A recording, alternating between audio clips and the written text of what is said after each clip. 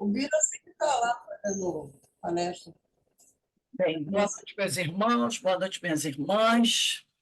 Estamos nós reunidos aqui, mais uma vez, para darmos continuidade aos nossos estudos. Hoje, dia 16 de fevereiro de 2024, 5h30, a gente estuda sempre essa obra, ó, Qualidade na Prática Mediúnica, essa obra é do projeto Manuel Filomeno de Miranda.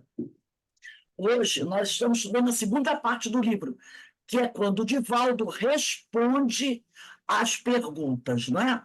Que a equipe do projeto faz. Nós vamos começar na questão 73, que faz parte do tema exercício mediúnico. Mas antes de iniciarmos, eu vou pedir para a nossa irmã Carmen, faz a nossa prece, por favor, de abertura. Então, Senhor, estamos aqui reunidos mais uma vez, com muita gratidão em nossos corações, por estarmos aqui, recebidos pela equipe espiritual dessa casa, do Cefa. Então, pedimos à espiritualidade amiga que nos envolva, que nos permita participar desse estudo e que possamos aprender muito e fazer as modificações necessárias na nossa vida a partir desses estudos que temos nessa casa. Senhor, agradecemos, graças a Deus. Graças a Deus. Então, vamos começar aqui na questão 73. Nessa questão, a equipe vai fazer a seguinte pergunta para o Divaldo Pereira Franco. Até quando uma mulher em gestação, quer dizer, uma mulher grávida, pode permanecer atuando em reuniões mediúnicas? É prejudicial ao feto o labor psicofônico exercido pela mãe? Então, quer dizer, até quanto tempo a mulher pode trabalhar, né, como médium psicofônica em uma reunião mediúnica, né? Essa é a pergunta que ele faz. E aqui a equipe vai responder da seguinte forma. Desculpe, o Divaldo vai responder da seguinte forma. Os processos da reencarnação, assim como os da psicofonia, são muito distintos, são diferentes. O primeiro permite ao espírito vincular-se profundamente ao corpo em formação, nutrindo-se, de algum modo, das energias maternais, que contribuem eficazmente para a organização celular do futuro ser. Então, ele está dizendo, né, que esses processos da reencarnação e da psicofonia são diferentes. No caso da reencarnação, o espírito que está reencarnando vincula-se ao corpo da informação e vai se nutrindo, de alguma forma, das energias da mãe, aquilo que a gente já sabe, né? E isso contribui para a organização celular do futuro ser. O segundo, que é aí do caso do processo da psicofonia, o segundo ocorre através da imutação perispírito a perispírito entre o desencarnado e o médium, sem que isso afete o processo reencarnatório em andamento. Então,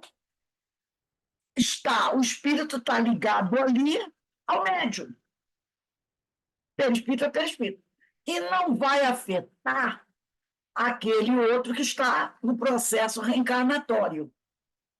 Tá? Aí ele vai dizer aqui, ele vai dizer, não obstante, quando se tratar de uma gravidez com problemas, a mulher tem uma gravidez de alto risco, em outro departamento, né? Não obstante, quando se tratar de uma gravidez com problemas, é justo que se interrompam quaisquer atividades que lhes agravem o desenvolvimento.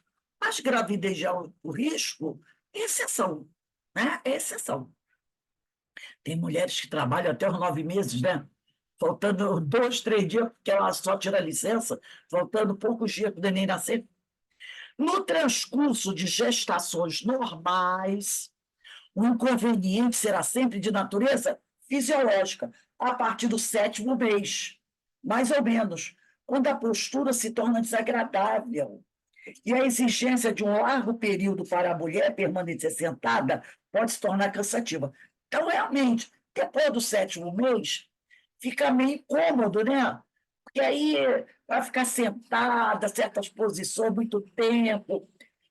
Às vezes, a mulher que tem grávida, ela vai muitas vezes ao banheiro, tem vontade de ir ao banheiro, né? Urinar. Então, isso tudo aí sim pode trazer dificuldade. Aí ele diz aqui: os benfeitores espirituais, olha o que o Divaldo vai dizer, os benfeitores espirituais, os quais mantêm o contato, informam que os médiuns em gestação podem exercer a faculdade normalmente sem qualquer dano para a gravidez, evitando, porém, quanto possível, as comunicações violentas. Aí também depende do médium, né? Ser educado, aquela coisa toda. Que a mediunidade disciplinada pela doutrina espírita sempre sabe conduzir com equilíbrio. Porque se o médium não é educado e o espírito, né, é violento, aí, né, vai querer jogar no chão, gritar, pular, fazer gestos, né, muito agitados. Então, ele diz aqui que os orientadores espirituais com que Divaldo está sempre em contato, eles dizem que a mulher grávida pode exercer a faculdade normalmente. Até o 6º mês, vamos dizer assim, né, mais ou menos. Até o 6º mês de gravidez, pode ser tranquilo, né? Porque tem mulheres que já do 7º mês têm dificuldade. Até o 6º mês, estou tranquilo. Agora, evite-se as comunicações violentas. Mas isso é uma questão que a disciplina, né, que a doutrina espírita sempre prega, resolve. O problema resolve. Eu trouxe aqui um livro. Cadê o bichinho do livro? O livro estava aqui com a gente. Esse aqui, ó. É do José Raul Teixeira. Muito bom. São perguntas que são feitas, José Raul Teixeira. Gente, José Raul Teixeira é um dos grandes estudiosos da mediunidade, né? As obras dele são fantásticas. Então, esse livro aqui, ó, não sei se vocês conhecem, Desafios da Mediunidade. Desafios da Mediunidade, está aqui. Acho que está dando para todo mundo ler bem, né?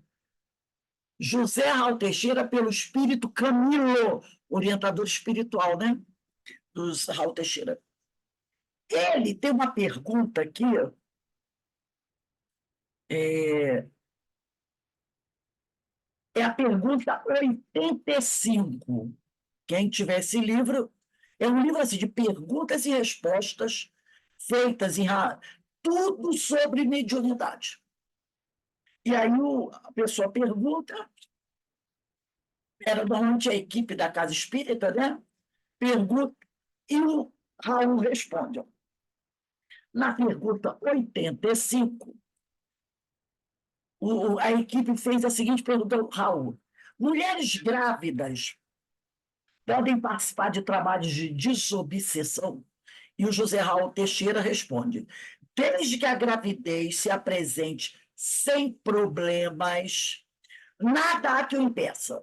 Se a pessoa é merecedora de toda a boa assistência por parte do Criador, no seu viver diário e comum, que tipo, então, de assistência não terá na sua fase de gestação de se tratando da mulher? Olha essa resposta ali. Se nós que estamos aí trabalhando, nos esforçando, né, para melhorar cada dia, buscando trabalhar, né, resolver ali. Ora, e se os espíritos estão sempre nos ajudando, imagine quando a gente está grávida. Mais assistência eles vão dar, não é isso que ele está dizendo. Olha aqui. Se a pessoa é merecedora de toda a boa assistência por parte do Criador, no seu viver diário e comum, que tipo, então, de assistência terá na sua fase de gestação e se tratando da mulher? Tanto o trabalho da passividade mediúnica, quanto as demais atividades da reunião serão muito bem desenvolvidas pela gestante, até o período em que já demonstre cansaço. Então, ele diz assim, fica por conta da mulher. Né? A mulher vai dizer, não, ó, eu posso trabalhar bem até o 5º mês, até o 6º mês. Aí ele vai dizer aqui, pelo tempo que passará sentada, quando o bom senso mostrar que se lhe está tornando sacrificial a atividade, em razão de precisar levantar-se, mover-se, deitar-se. Então, fica a cargo da mulher. Não se preocupe que a espiritualidade vai estar ali, amparando aquela pessoa. Mas você conhece seu corpo, sabe o momento que você está passando, você decide. Não, olha, até aqui foi bem, mas daqui para frente já está difícil para mim, porque eu tenho toda hora ir ao banheiro, eu sinto dor nos rins, né? Aí você toma a sua decisão. Aí ele diz aqui, aí então poderá ser dispensada da lida, quer dizer, da tarefa, uma vez que a gravidez é fenômeno perfeitamente natural, previsto pela divindade, que investe em cada encarnação as mais pujantes bênçãos. Então, não tem mais, porque tem, às vezes, grupos que dizem assim, a mulher engravidou tem que ser afastada do trabalho. Então, tanto Divaldo como José Raul Teixeira dizem que não. Se a pessoa não está passando por uma gravidez de risco, se ela se sente bem, em condições de trabalhar, ela trabalha o tempo que ela achar necessário, que ela se sente bem. Não existe aquela deliberação. Engravidou, para. Porque às vezes também tem casas que falam isso em relação ao passe. Engravidou, não pode mais dar passe. Também tem esse tipo de coisa, entendeu? Não tem nada a ver, gente. Não tem nada a ver, tá? Agora, como ele falou, se for um problema de gravidez de risco, aí é outra questão. Mas não sendo, não há inconveniente. Você que decide quanto tempo você vai aguentar, né? Mas a espiritualidade vai dar àquela criatura todo o amparo que ela precisar. Vamos à questão 74. A questão 74 está tratando da assistência. Diz assim, a pergunta, a função do médium e a do doutrinador nas práticas mediúnicas são facilmente identificadas? Eu vou falar mais uma vez aqui. Eu vou precisar do evangelho, mas como vocês já sabem, toda vez que a gente estuda, o que a gente faz? Bota o evangelho, o livro dos espíritos e livro dos médios pertinho da gente, que a gente pode lançar a mão a qualquer momento, né?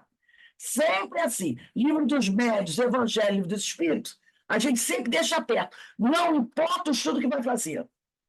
Não importa o estudo que vai fazer. Mas pelo menos esses 3, livro dos espíritos, livro dos médios, evangelho, tem que estar aqui pertinho. Então, ele vai dizendo aqui, ó. Vou voltar à pergunta. A função do médium e a do doutrinador nas práticas mediúnicas são facilmente identificadas. De que forma os outros integrantes de uma reunião mediúnica devem participar? Eles se tornarão um dia médios ou doutrinadores? Então, é uma pergunta bem interessante, né? Então, de que forma? Porque ele já falou aqui, a função do médium e doutrinador também identificada na reunião. E os outros integrantes de uma reunião? Que pode ter um médium de doação, pode ter um médium psicógrafo, né? Também deve participar. Eles se tornarão um dia médios ou doutrinadores? Aí o Divaldo vai dizer assim, o capítulo 24 de O Evangelho segundo o Espiritismo dá-nos a resposta. Allan Kardec refere-se à mediunidade como sendo uma certa predisposição orgânica inerente a todas as pessoas com a faculdade de ver, falar, de ouvir. Aqui você pode pegar um lapisinho, em cima do 24 em algarismo romano, coloca assim, itens 11 e 12. Agora nós vamos abrir o Evangelho no capítulo 24. que é o capítulo que fala a candeia debaixo do alqueire. Itens 11 e 12. Eu não vou ler todo, vou ler um pedaço, tá? Então, você pode anotar aí. Então, ele diz assim, o capítulo 24 do Evangelho, você puxa uma setinha e bota assim, itens 11 e 12.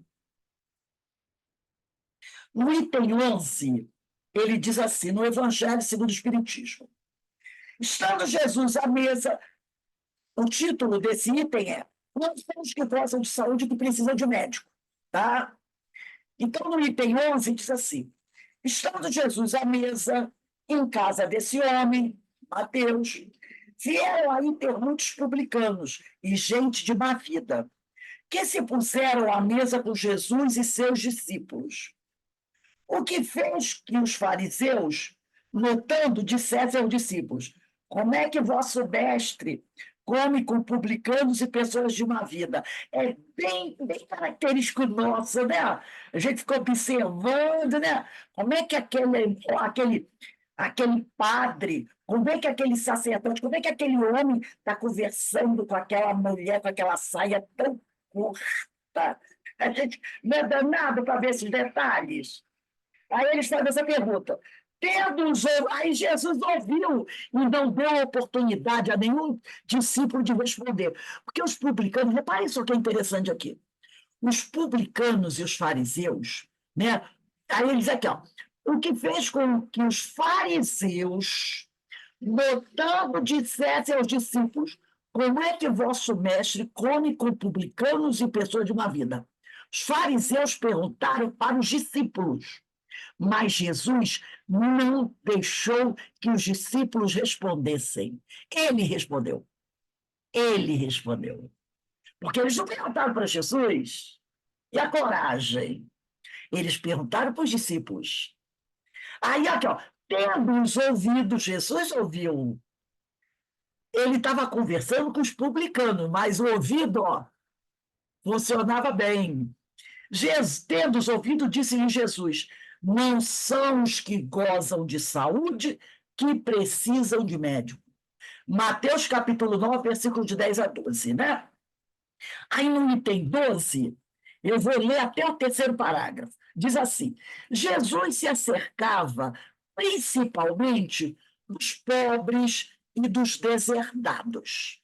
Deserdados não quer dizer aquele cara que o pai rico não deu a fortuna a ele, tá? Porque a pessoa, é deserdado, o cara era multimilionário e o pai não quis dar a parte da herança dele. Deserdado é aquele pobre, pobre de tudo. Então, Jesus se acercava principalmente dos pobres e dos deserdados, porque são os que mais necessitam de consolações. Porque a gente, quando fala de deserdar, a pessoa fala, deserdou. Mas até o pai deserdar, o cara teve tempo de estudar, não é? De uma boa profissão, aproveitar a fase boa. Ora, se não aproveitou, o problema é dele. Quando o pai deserdou, ele já aproveitou bem dessa fortuna. Aqui não é o caso. Então, é isso aqui. Porque esses, os deserdados e os pobres, são os que mais necessitam de consolações. Dos cegos, dóceis. Gente, quando a gente começa a ler devagar, a gente vê um monte de coisa no Evangelho. Olha o que ele disse aqui: dos cegos, dos pobres, dos deserdados, dos cegos dóceis. Opa, peraí, como é que é o negócio? Dos cegos dóceis. Quer dizer, tem cego que não é dócil? E ele não está falando aqui cego apenas do olho, não. É também do cego do olho e também daquele cego que não quer ver a verdade. Não tem muita gente que enxerga pra caramba e não quer ver a verdade? Então, reparem, cegos dóceis. Que tem muito cego aí, ou fisicamente e espiritualmente, que não são nada dóceis. A gente. E nós? Somos cegos dóceis ou cegos rebeldes? Nós, né? Eu acho que a gente é uma palavra assim, é uma palavra trissílaba, Paroxítona. Rebeldes. Né?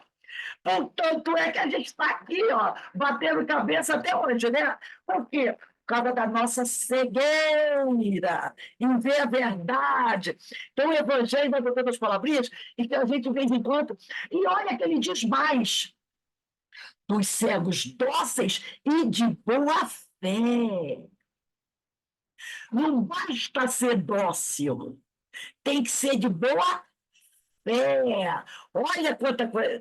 A gente já leu isso quantas vezes. O meu evangelho está todo rabiscado.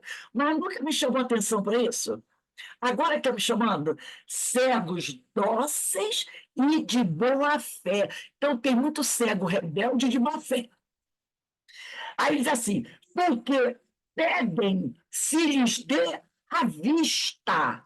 Porque os cegos dóceis de boa fé pedem a Jesus que lhes dê a vista. Não é só a visão, mas é que lhe abra a mente para que ele possa ter discernimento de ver a verdade. Aí ele diz aqui, ó, e não dos orgulhosos que julgam possuir toda a luz. Pronto, ele já mostrou aqui que o cego não é só o cego da visão, é o cego espiritual. Porque ele diz aqui, ó, porque porque pedem-se-lhe dê a vista, e não dos orgulhosos que julgam possuem toda a luz e de nada precisar. Os orgulhosos acham que tem toda a sabedoria. Então, ele não está falando aqui só da cegueira física. Né? Veja essa introdução, artigos publicados em porta-geiros. Aí ele continua. Essas palavras, como tantas outras, encontram no Espiritismo a aplicação que lhes cabe. Então, a doutrina nos explica. Gente, esse primeiro parágrafo dá uma aula violenta. Dá uma aula violenta. Então, essas palavras, como tantas outras, encontram no Espiritismo a aplicação que lhes cabe. Então, o Espiritismo vai explicar bem esse primeiro parágrafo, essa cegueira, esse ser cego, dócil e de boa fé. Só o Espiritismo vai explicar isso. Porque até então estava todo mundo dizendo assim, ó, é aquele cara que anda assim, ó, com a bengalinha e o óculos escuro, porque não enxerga. Tá? A gente ia ficar só nesse. Porque todo mundo acha que segue. Todos, eu vou usar uma expressão aqui que não é correta, mas é só para ilustrar. Todo mundo acha que todo ceguinho é bom, né? Todo mundo acha, né? Ai, né? Coitadinho, ele não tem a visão. É tão bonzinho. Nossa, como é que Deus permite que ele não tenha a visão dos olhos? Porque a gente acha, né? Que toda pessoa que tem um tipo de deficiência é vítima. É vítima. E a gente sabe que não é bem por aí. Aí ele diz aqui, né? Há quem se admire de que, por vezes, olha só, há mediunidade. Há gente que se admira de que, por muitas vezes, a mediunidade seja concedida a pessoas indignas. Tem gente que diz assim, meu Deus, aquele sujeito tremendo corrupto, e com uma mediunidade dessa, meu Deus do céu, Deus só dá asas a quem não sabe voar. Né? Aí diz assim, seja concedida a pessoas indignas capazes de a usarem mal. Parece, dizem, que tão preciosa faculdade devera ser atributo exclusivo dos de maior merecimento. Então, muita gente diz, não, essas mediunidades cura. Só espírito bom deveria ter. Espírito que não é lá muito bom, não pode, porque vai fazer besteira, vai cobrar. Então tem muita gente que pensa assim. Aí continua aqui. Digamos, antes de tudo, que a mediunidade é inerente a uma disposição orgânica. Gente, quem está trazendo esse esclarecimento aqui é Allan Kardec, tá? E Allan Kardec está trazendo esse esclarecimento para a gente. Então, ele diz aqui, ó, digamos, antes de tudo, que a mediunidade é inerente a uma disposição orgânica de que qualquer homem pode ser dotado com da de ver, de ouvir, de falar. Então, a mediunidade independe da moral. Agora, o uso não. Mas lembra que Jesus, o que Jesus falou aqui nessa passagem do item 11? Não são os que gozam de saúde que precisam de médico. Então, a mediunidade tem que ser dada a todos, para que o sujeito, ao usar a mediunidade, possa fazer o bem e se elevar. Então, tem que ser dada a todos. Mas aqui, quando o Evangelho diz assim, ó, que essa mediunidade é inerente a uma disposição orgânica. Então, eu trouxe aqui para a gente um texto, para a gente falar um pouquinho dessa disposição orgânica, porque é uma coisa que as pessoas ainda têm uma certa dificuldade de entender como é que esse negócio funciona. Eu trouxe um texto que eu achei bastante interessante. Esse texto é do Ricardo Baesso de Oliveira, tá? Ele é lá de Juiz de Fora, Minas Gerais. E ele escreveu um texto sobre a base orgânica da mediunidade, a origem da faculdade mediúnica. Para a gente, né, consolidar esse negócio, né? Que a mediunidade é inerente a uma disposição orgânica de que qualquer homem pode ser dotado quando dá de ver, de ouvir, de falar. E a gente escuta muito falar isso. Mas vamos tentar entender aqui um pouquinho essa ideia. Aí ele vai dizer aqui, deixa eu só colocar uma coisinha aqui, para não complicar. Ele vai dizer assim, ó, a semelhança de Charles Richer, que era um cientista, que conceituou a mediunidade como sexto sentido, Allan Kardec colocou a mediunidade em pé de igualdade com os outros atributos humanos, reconhecendo nela uma função orgânica, ordinária, natural, fisiológica, inerente a todos os seres humanos, embora em gradações muito diferentes. Claro, porque depende do grau evolutivo de cada um, depende dos tipos de fenômenos que o homem pode realizar, né? Que ela não é igual em todo mundo, isso nós já estudamos.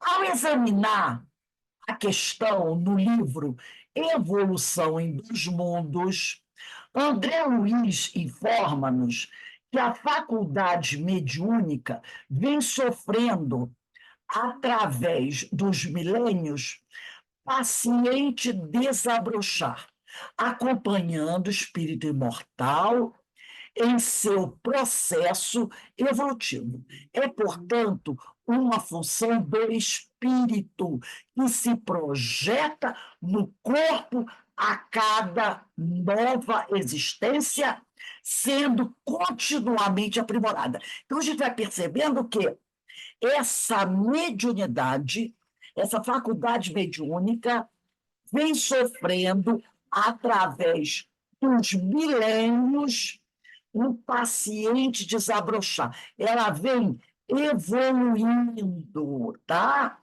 Acompanhando o espírito imortal no seu processo evolutivo. Então, é uma função do espírito que se projeta no corpo físico a cada nova existência, sendo continuamente aprimorada. A mediunidade e o organismo. A base orgânica da mediunidade é indiscutível. A faculdade propriamente dita é orgânica. Está lá no livro dos médiuns, no capítulo 20, no item 226, item 226, na primeira questão. Eu vou pegar rapidinho aqui, vocês não precisam pegar, não. 226, primeira questão. Diz assim, deixa eu pegar aqui, 226, primeira questão. Que é 223. Diz aqui, ó. Da influência moral do médium. O desenvolvimento da mediunidade, estou na 226, primeira questão. É uma pergunta. O desenvolvimento da mediunidade guarda relação com o desenvolvimento moral dos médios? E os espíritos respondem não. A faculdade propriamente dita se radica no organismo, independe da moral. O mesmo, porém, não se dá com seu uso. O uso depende da moral, que pode ser bom ou mal, conforme as qualidades do médium. Então, a mediunidade se radica no organismo, mas independe da moral. O uso depende de nós. Por isso, aqui no início, ele falou assim, ó, é uma função do espírito que se projeta no corpo. Aí, aqui no Livro dos Médiuns, ele fala, é uma faculdade que se radica no organismo. Tá? É uma faculdade do espírito, mas que se radica no organismo. Quais seriam as regiões do corpo responsáveis por esse sentido? Em que setores da economia biológica vamos identificá-la? O quadro abaixo sintetiza as principais características biológicas da mediunidade. A mediunidade e o organismo. Aptidão ao desdobramento perispiritual, larga desarticulação das forças anímicas, sistema nervoso, epífise, tudo isso aí ligado ao corpo. Aptidão ao desdobramento espiritual, que é o primeiro item, né, que ele colocou aqui. Uma maior facilidade ao desdobramento do corpo perispiritual é característica comum em quase todos os tipos de médiuns, em relação à evolução do processo. André Luiz tece comentários no livro Mecanismos da Mediunidade, sintetizados abaixo. Então, aqui vai ter uma síntese dos comentários do André Luiz do Mecanismo da Mediunidade. Em se iniciando a criatura na produção do pensamento contínuo, o sono, quer dizer, ele está falando aqui da evolução, né? Da evolução, ó. Em se iniciando a criatura na produção do pensamento contínuo, olha que ele foi lá no homem primitivo, muito primitivo, né?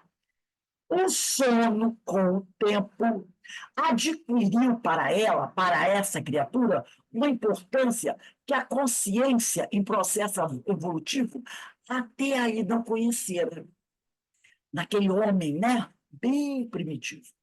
Usado instintivamente pelo elemento espiritual como recurso reparador das células físicas, semelhante estado fisiológico carregou possibilidades novas de realização.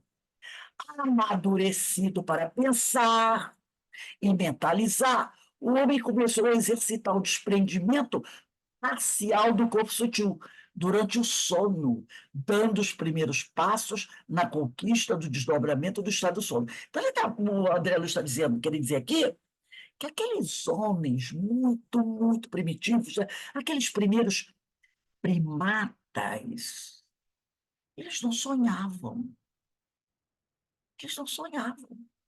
Tá? Isso tudo foi uma evolução. Olha que coisa interessante. Continua ele. Afastava-se do corpo, mantendo-se ligado a eles por finos laços fluídicos magnéticos, levemente dilatados dos plexos e bem consistentes ao ligar-se à fossa romboide, que é uma parte do corpo, né, do cérebro. Com o prosseguir evolutivo, as mentes mais afeitas à meditação e reflexão, e que demonstrassem capacidades mediúnicas mais evidentes pela comunhão menos estreita entre as células do corpo físico e do corpo espiritual, passaram, com o tempo, do desdobramento durante o sono ao desprendimento durante a vigília, inaugurando no planeta a mediunidade sonambúlica, que está na base de quase todos os fenômenos mediúnicos. Então, são processos que foram acontecendo no corpo físico. Outro item que ele traz, larga desarticulação das forças anímicas.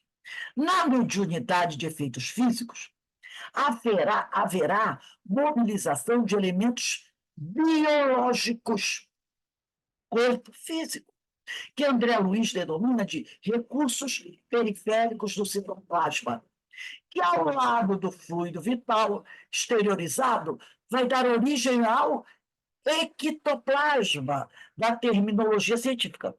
André Luiz identifica, nos medianeiros de todas as modalidades, uma comunhão menos estreita entre as células do corpo físico e do corpo espiritual, o que certamente facilitaria o desdobramento, que é o passo inicial na maioria dos fenômenos mediúnicos.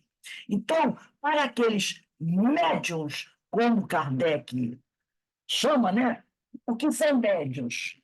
São aqueles, né? Ele diz, aonde a mediunidade é bastante ostensiva. Ele diz, é esses que nós vamos chamar de médiuns, lembra? Que são aqueles aonde a mediunidade se apresenta de forma bastante clara, bastante, né, aparente. Então, nesses espíritos, tá? Nesses espíritos, há uma comunhão, quer dizer, uma união menos estreita entre as células do corpo físico e do corpo espiritual, o que facilita o desdobramento, que é o passo inicial da maioria dos fenômenos mediúnicos. Sendo menos denso os elos de ligação entre os implementos físicos e espirituais, mais facilmente o medianeiro poderá exteriorizar para fora de sua individualidade as energias necessárias ao intercâmbio.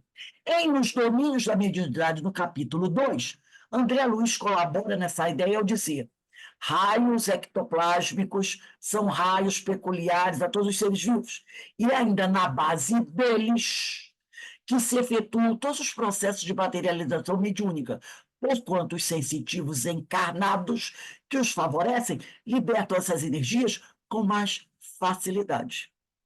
Na obra kardeciana, vamos encontrar elementos que fortalecem o pensamento do autor espiritual, que é André Luiz. No Livro dos Médiuns, item 75, o espírito tira dessas pessoas, como de uma fonte, um fluido animal de que necessita. Quem são essas pessoas? São os médiuns. Então, o espírito tira dessas pessoas, dos médiuns, como de uma fonte, um fluido animal de que necessita. Em algumas pessoas, há uma espécie de emanação desse fluido, em consequência de condições especiais de sua organização. Que organização é essa? Corpo físico. E é disso, propriamente falando, que resultam os médios de efeitos físicos. Livro dos Médiuns, item 98. As naturezas impressionáveis, as pessoas cujos nervos vibram a menor emoção, a mais leve sensação, são as mais aptas a se tornarem excelentes médios de efeitos físicos. O fluido vital, apanágio exclusivo dos encarnados, deve obrigatoriamente impregnar o espírito agente. Em Mecanismo da Mediunidade, André Luiz reforça a tese ao dizer: se a personalidade encarnada acusa possibilidade de larga desarticulação das próprias forças anímicas, encontramos aí a mediunidade de efeitos físicos. Outro item, tudo relacionado ao corpo físico. Sistema nervoso. O principal sistema responsável pela faculdade mediúnica é o nervoso, principalmente o cérebro. Dr. Nubor Facuri, professor titular de neurologia na Unicamp, um espírita, um estudioso fantástico da doutrina, examinando o papel do cérebro no fenômeno, esclarece: o fenômeno mediúnico se processa no cérebro do médium, cérebro, parte orgânica, e sempre com a participação deste, do médium. é um processo de automatismo complexo, realizado através do cérebro, sob a atuação de entidades espirituais que sintonizam com o médium. Dispomos no nosso cérebro de centros de atividades automáticas para as diversas atividades motoras, que nos permitem, por exemplo, falar fluentemente, escrever rapidamente, pintar ou dedilhar um instrumento musical. Essas áreas expressam suas atividades com pouca participação da consciência. Desde que o médium possa destacar seu foco de consciência, o espírito comunicante pode se ocupar dos núcleos de atividade automática do cérebro do médium e fazer transcorrer por ali conceitos de sua mensagem. Uma outra questão orgânica, a epífise. O papel da epífise, ou glândula pineal, passou a ser valorizado com os estudos do autor André Luiz. A epífise é uma glândula com as dimensões de uma ervilha mediana que repousa sobre o teto do mesencéfalo. Em 1954, vários estudiosos publicaram um livro com um somatório crítico de toda a literatura existente sobre a glândula, chegando a algumas conclusões. As conclusões que chegaram esses estudiosos. A glândula pineal deixou de ser um órgão sensorial e passou a ser uma glândula de secreção endócrina. Seu hormônio, a melatonina, favoreceria o sono, diminuiria crises convulsivas, sendo por isso conhecida como a glândula da tranquilidade. Atuaria ainda como reguladora das funções da tireoide, do pâncreas e das suprarrenais. Seria ainda uma reguladora global do sistema nervoso central. Em O Livro Os Missionários da Luz, no capítulo 1 e 2, André Luiz, estudando um médium psicógrafo, construtor Alexandre, observa a epífise do médium, a emitir intensa luminosidade azulada, ao que o instrutor esclarece. No exercício mediúnico de qualquer modalidade, a pineal desempenha o papel mais importante. André Luiz observa: reconheci que a glândula pineal do médium expelia luminosidade cada vez mais intensa. A glândula minúscula transformara-se em núcleo radiante e, ao redor de seus raios, formavam um lótulos de pétalas sublimes.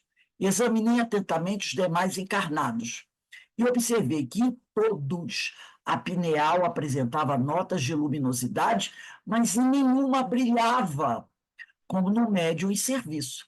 Reparou? Em todos ela tinha luminosidade, mas no médium ela se destacava. Alexandre esclarece: é na pineal, glândula do nosso corpo físico, que reside o sentido novo dos homens. Entretanto, na grande maioria, a potência divina dorme embrionária. Observamos, então, que a pineal apresenta particularidades e funções que transcendem o posicionamento da ciência oficial.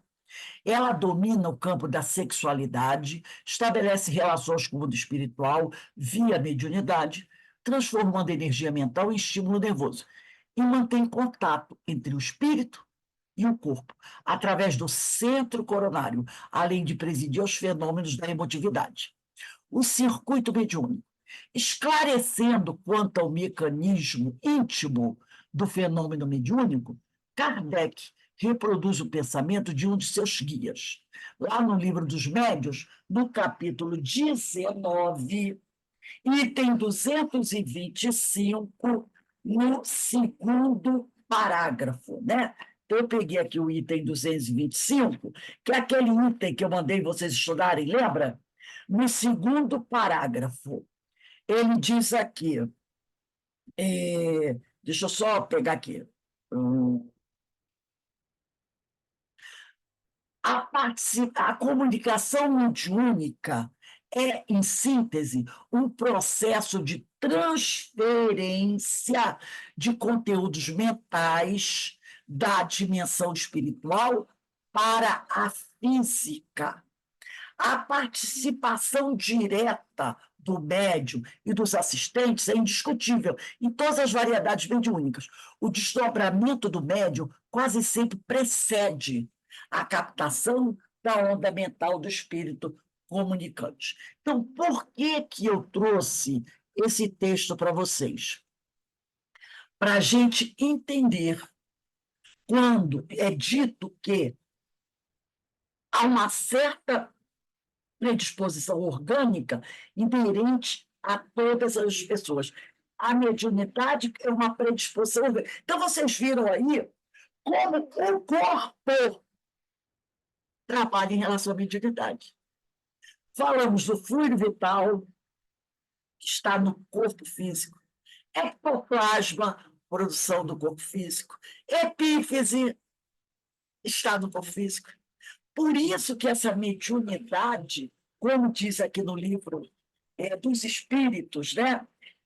Desculpe, no Evangelho e no livro, no livro dos Médiuns, quando ele diz a faculdade propriamente dita se radica no organismo. Eu só vou abrir aqui novamente para pegar esse texto, só para ver uma coisinha que está lá no início, só para a gente repetir isso aqui. Está lá no início do texto. Deixa eu pegar aqui, no início do texto. Né? Quando ele vai dizer aqui,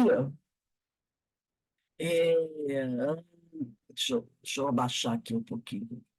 Ele vai dizer aqui,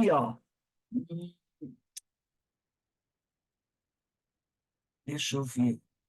Ele diz que é uma faculdade do espírito que se radica no corpo físico. Deixa eu só ver se eu acho aqui. Deixa eu ver.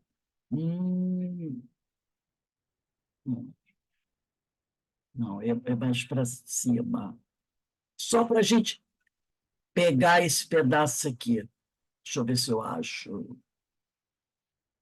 Não, não, deixa eu ver. Então, ele, a base orgânica é indiscutível, né? A faculdade propriamente dita é orgânica. Deixa eu ver se foi aqui. Ah, está aqui, ó. Em o livro Evolução dos Mundos, a André Luiz informa que a faculdade mediúnica vem sofrendo, através dos milênios, paciente desabrochar, né? Não, mas não era bem aqui, não, que eu queria pegar. Eu não vou achar agora. Ele está bem claro isso, quando ele disse aqui que é uma faculdade do espírito que se radica no corpo físico. Quer ver? Espera aí. Ai, meu Deus do céu.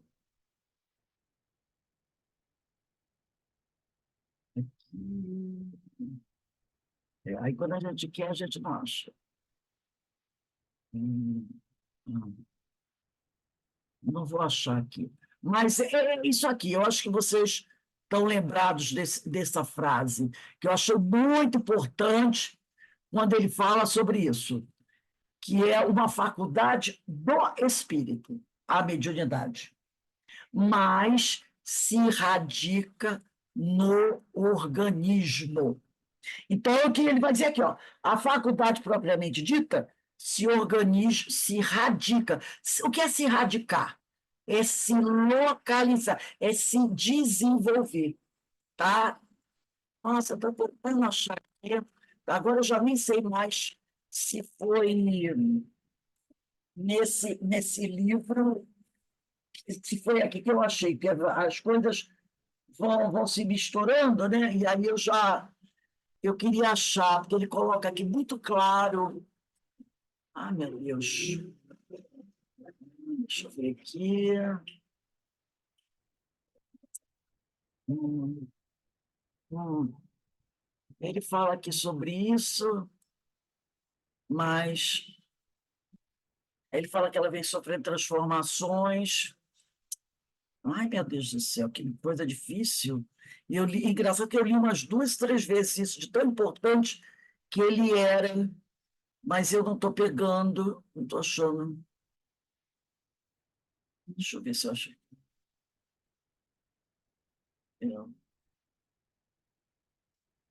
Eu já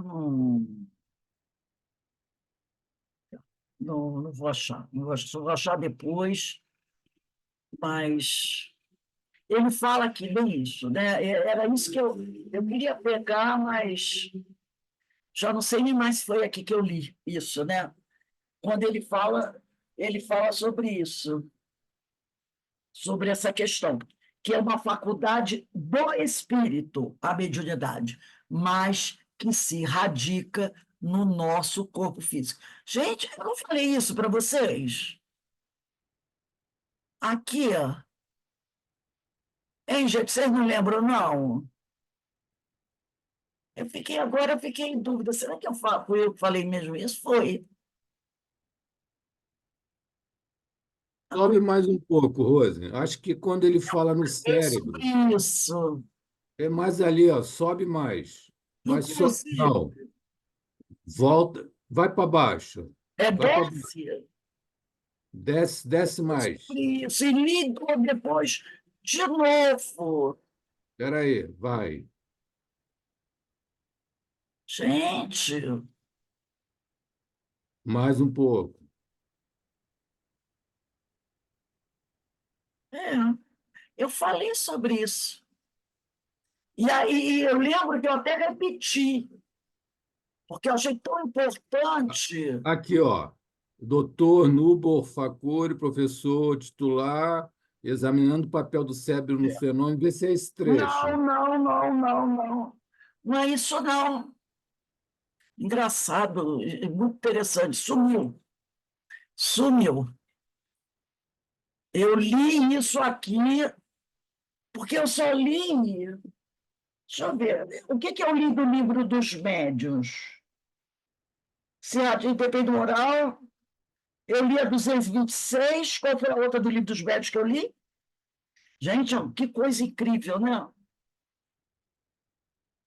É, sumiu mesmo. Sumiu. Não é Depois, 225, não? eu, não, 254? eu li a 254. Deixa eu ver aqui. Gente, eu li isso e. Deixa eu ver. Eu li, eu queria enfatizar. Não, 254. Não, não li 254. Foi da outra aula. Ah, deixa. Tá aqui. Eu lembro que eu li isso, que eu achei tão muito, muito importante, tá? Quando ele fala que ela é uma faculdade do espírito, tá? É uma faculdade do espírito. Você leu no Evangelho, capítulo 24 também. Não, mas no Evangelho, capítulo 24, não tem isso, não. Item 12, ó. Não, não, não. Ah, Não deixa eu foi, ver. né? Não, item 11 não fala sobre isso, não. Não fala, não. Deixa. São Ah, aquelas dos coisas céus. que desaparecem. Nossa Senhora. Eu li isso, eu sei que eu li hoje, e li duas vezes, porque eu disse que era muito importante, e eu tenho certeza que está nesse texto. Mas deixa, a gente não vai achar, e alguma coisa, sei lá, né?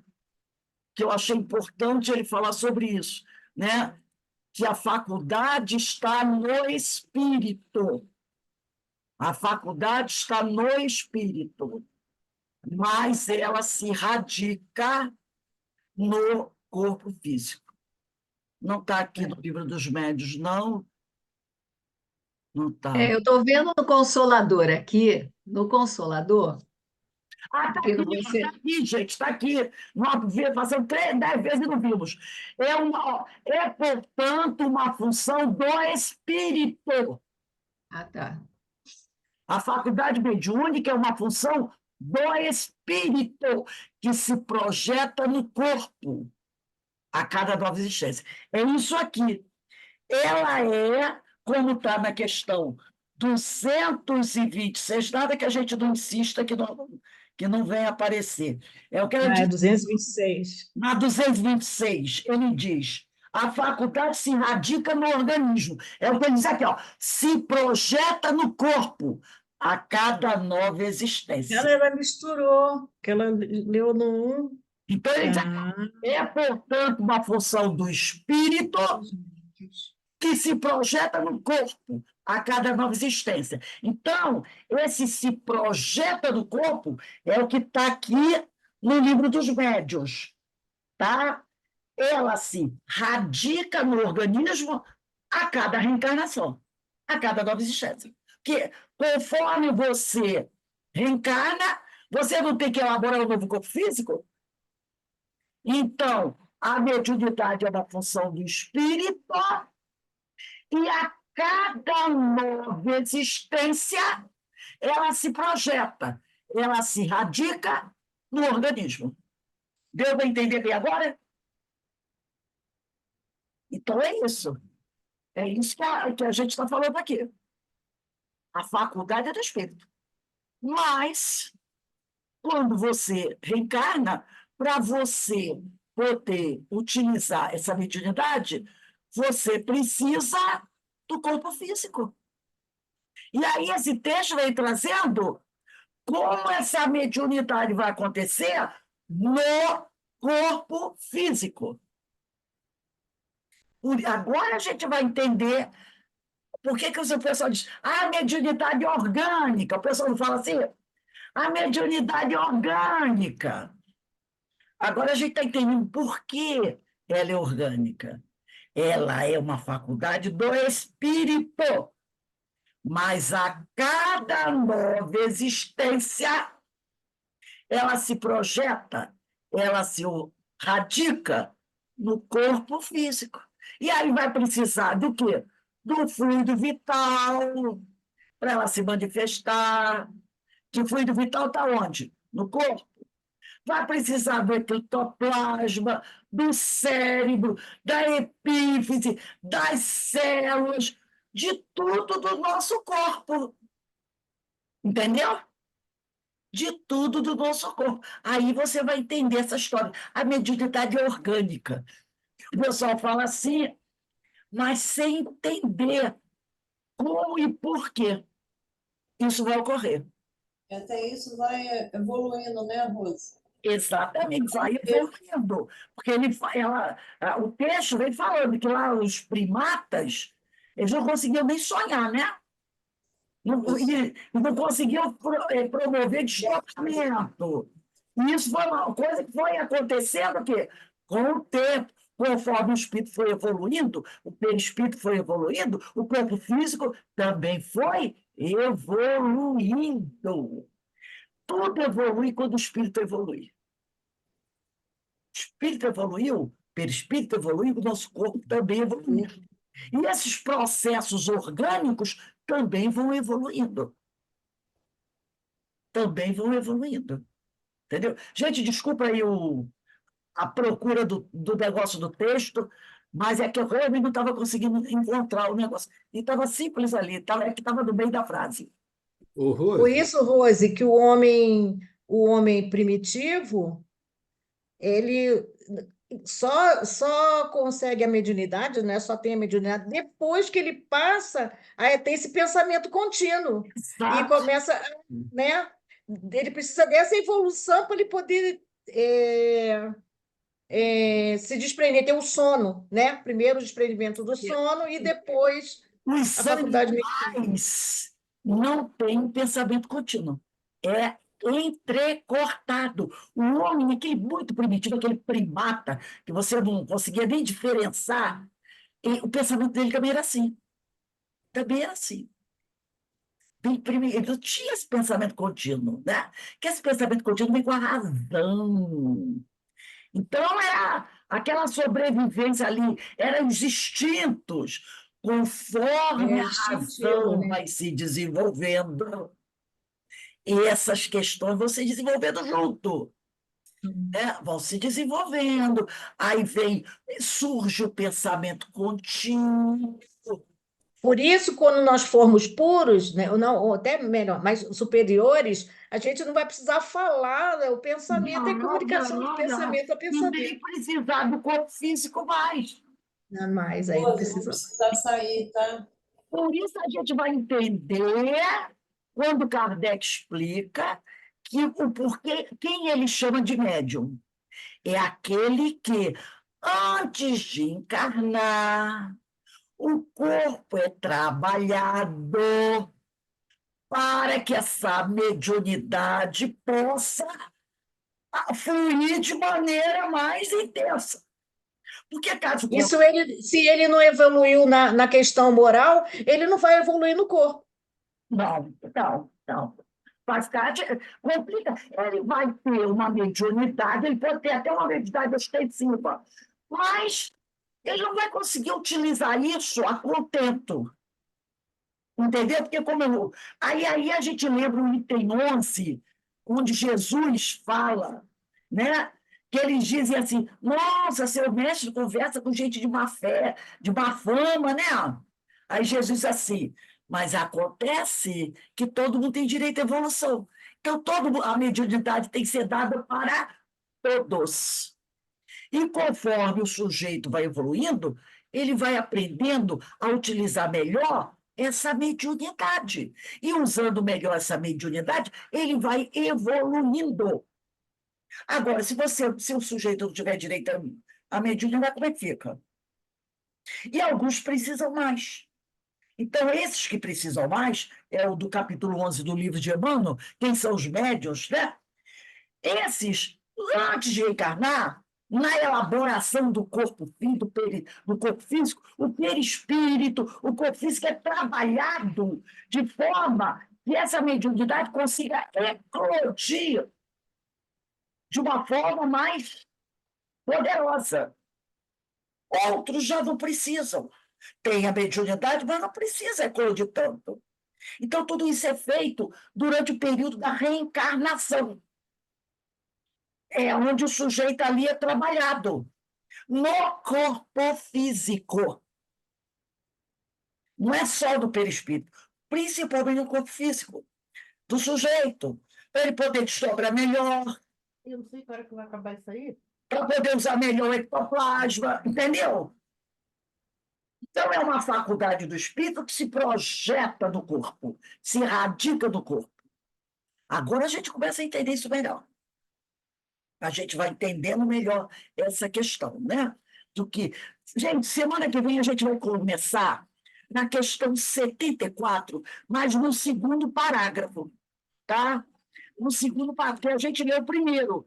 O primeiro é o que cita o Evangelho, e do Evangelho eu fui para o texto, para a gente poder consolidar essa ideia, que agora eu sei por que o pessoal diz que mediunidade é orgânica.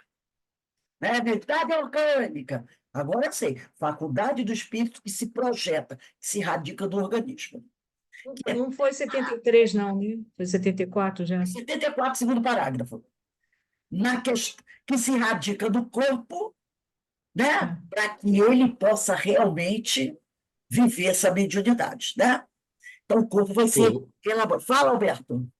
Não, é faculdade do espírito que se radica no corpo. Então, quando há gestação, o corpo já vai sendo preparado, a pineal, todo o organismo Tudo vai ser para aquela faculdade. Exatamente. O perispírito, né, que é o MOB, organizador biológico, já vai preparando esse organismo para essa função mediúnica, né? Exatamente. Então, o sujeito vai conseguir desdobrar com mais facilidade, questão da vidência, da audiência, da psicografia, da psicofonia, tudo isso vai ser trabalhado no organismo dele.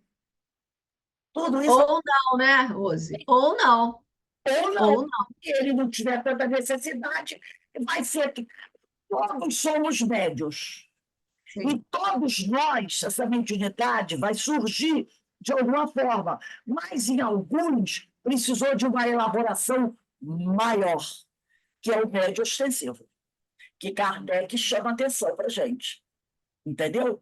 Em outros, vem de uma forma natural, porque todos somos médios, todos temos, de alguma forma, isso aí desenvolvido, mas que não precisa de muita elaboração, porque você não necessita, de repente, dessa mediunidade para lavar a multidão de pecados, entendeu? Outros precisam, né? Mas não quer dizer que no futuro não seja. De repente, agora, não nos é dada essa mediunidade assim, porque talvez não estejamos ainda preparados. Talvez a gente precise ainda de algumas reencarnações para se preparar para que amanhã a gente possa ter uma mediunidade, porque se nos desse agora, talvez fizesse besteira com ela. Então, tudo isso aí. A gente tem que tomar cuidado para não achar. Ah, eu não tenho mediunidade, então porque eu sou espírito mais puro. Não é bem assim. Pode ser que a gente não esteja nem em condições ainda de exercer essa mediunidade. Então, a caridade. Hora que eu ia falar isso, hein? Ai, que bom, então. Aí, ó, tá vendo? Como Então, diz Verinha, eu sou uma veja aqui, porta. ainda tem uma preparação para que no futuro a gente possa usar essa mediunidade. Ou então, não. Ou então, você pode ter também isso.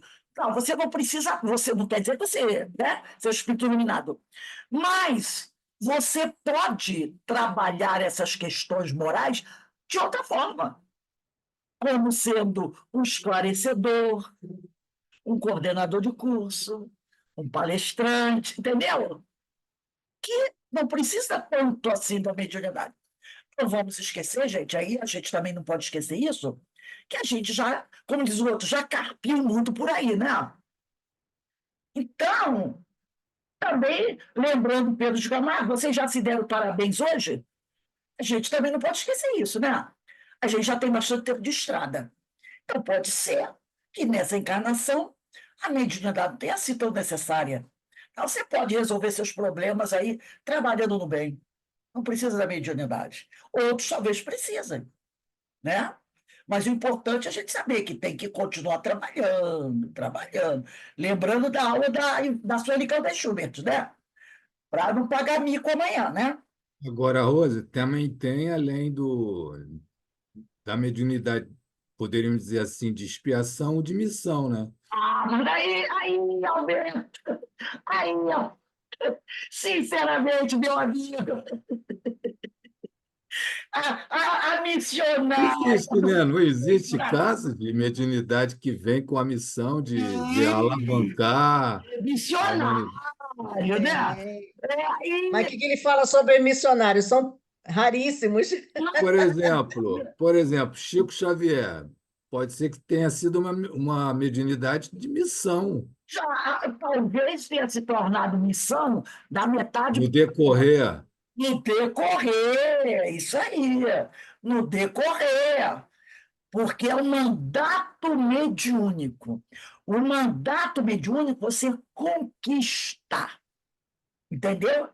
O mandato mediúnico é uma conquista que você faz ao longo do tempo.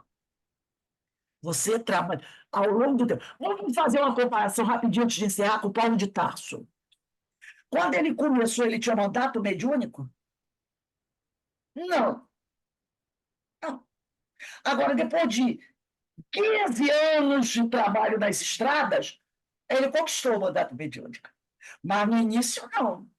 No início, Mas ele estava guardado, porque no início ele se deu uma destrambelhada, né? atropelou e o primeiro início do trabalho dele sofria muitas investidas, né? Era muito de reparação, era trabalho de reparação. Agora, depois de muito tempo, deixou de ser de reparação, passou a ser missão, porque, entendeu? Então se tornou um mandato mediúnico, foi evoluindo. O Rose não tem muito a ver com o nosso, com o livre-arbítrio, porque ele já foi preparado antes por Cristo na espiritualidade, né? Tem, tanto que ele usou o livre-arbítrio dele, apesar de ter sido preparado a espiritualidade. Até Entendeu? ver, então.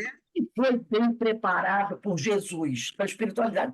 Mas ele tinha as dificuldades morais dele. Orgulho, vaidade e egoísmo. Orgulho, vaidade. Isso era carro-chefe dele. Ele foi preparado da espiritualidade. Mas esses vícios eram ainda muito fortes nele. Ele reencarna e dá vazão a todos eles. Poderia não ter dado. Mas como evitar dar? Se isso era forte nele. E ele ainda nasce numa família. Talvez se ele tivesse nascido numa manjedoura, talvez se ele tivesse nascido num casebre, fosse diferente. Mas ele ainda nasceu numa família rica. Aí, entendeu? A coisa foi. Até que, numa certa parte da vida dele, ele é chamado para conversa. Porque não foi uma coisa que ele decidiu. Reparou? A estrada de Damasco não é assim. Um dia Paulo acorda de manhã e pensa, eu preciso melhorar. Foi assim, ó? Não. Foi Jesus que disse assim, ó, para agora. Não, é como a gente diz, né? Precisou ele cair do cavalo, né? Foi tipo assim, mas não foi. Se Jesus não aparece para ele, ele ia atrás de Ananias e botar Ananias na cruz. Ele ia atrás de Ananias. Então não foi uma coisa, ainda tem esse problema, não foi uma coisa que ele um dia acordou, olhou para o céu, viu as nuvens e disse assim, eu desconfio que eu não estou fazendo coisa boa. Não foi isso. Foi no, vem cá, meu filho, vamos conversar. Aí ele cai em si. Aí ele, caramba! Aí ele começa. Um monte de Precisou de dificuldade. um choque de ordem. Né? Choque de O ordem. cego, aquilo deu aquele tranco e disse, Exatamente. Aí ele começa. Repara só aquela mediunidade reparadora, né? Para tentar tirando o grosso do negócio, que ficou ruim para ele. Mas com o passar do tempo, como ele tinha muito amor, ele foi usando isso e trabalhando para Jesus. E era trabalhando incondicional. Aí, daqui a pouco, ele não fazia mais para corrigir os erros do passado. Ele fazia porque ele gostava de fazer. Gosto de servir ao Senhor. Eu gosto de praticar a caridade. E aí virou um mandato mediúnico. Assim com todos nós. Quantas vezes a gente começou do trabalho, nós começamos no trabalho da doutrina assim, hoje tem que ir para o centro. Hoje eu tenho que ir negócio. Ih, meu Deus do céu. Não é assim? A gente não começou assim. Hoje, mas aí tem que preparar a aula, aí não sei o que. Eu estou meio cansada, acho que vou não. Eu vou, chego lá. Porque a gente já está no. Mas isso tudo conta. Isso tudo conta. Dificilmente, pode acontecer, gente, eu não estou dizendo, mas dificilmente um de nós, na altura do campeonato, vai fechar o livro dos espíritos, vai fazer assim, faz uma fogueira, que tal? Vou queimar todos os livros espíritas, não quero mais. Acabou. A não ser se a gente entra numa obsessão brava, que pode acontecer. Pode acontecer, por isso tem que vigiar e orar, né? Tirando isso, será que algum de nós vai dizer assim, eu cansei de ser espírita, vou queimar tudinho? Não. A roda está traçada. Dificilmente ele vai se desviar. Né? Agora, se for um processo obsessivo, aí a gente queima até a casa, né? Mas, não sendo, dificilmente você vai lá, já está meio encaminhado. Já, até porque a gente não tem tanto tempo assim na frente, né? Corre menos risco. Se tivesse mais 50 anos na frente, corria mais. Mas, né? Já caminhamos mais da metade do caminho.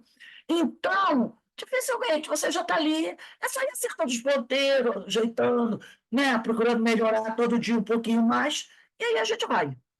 É isso aí, gente. Tem que terminar, que daqui a pouco vem a nossa reunião de radiação para os nossos irmãos enfermos físicos, tá bom? Então, vamos agradecer a Deus, agradecer a Jesus por essa oportunidade, né, de estarmos aqui conversando e esclarecendo, refletindo sobre essas questões tão importantes. Graças a Deus, nós temos essa doutrina que é para todos nós uma misericórdia, né, que nos mantém ali firmes na direção, sempre buscando melhorar e procurando os ensinos de Jesus. Que Deus nos abençoe e nos fortaleça, hoje, agora e sempre. Graças a Deus, tá? Eu vou só Obrigada, fechar amor. aqui, Denise, e eu vou passar o anfitrião para você, daqui a pouco a gente faz a nossa irradiação, tá bom? Um beijinho para Beijo, todos aí. obrigada. Amanhã estaremos aí, o Paulo de Tarso e as Leis Morais, 16h15, hein? Vamos firme e forte.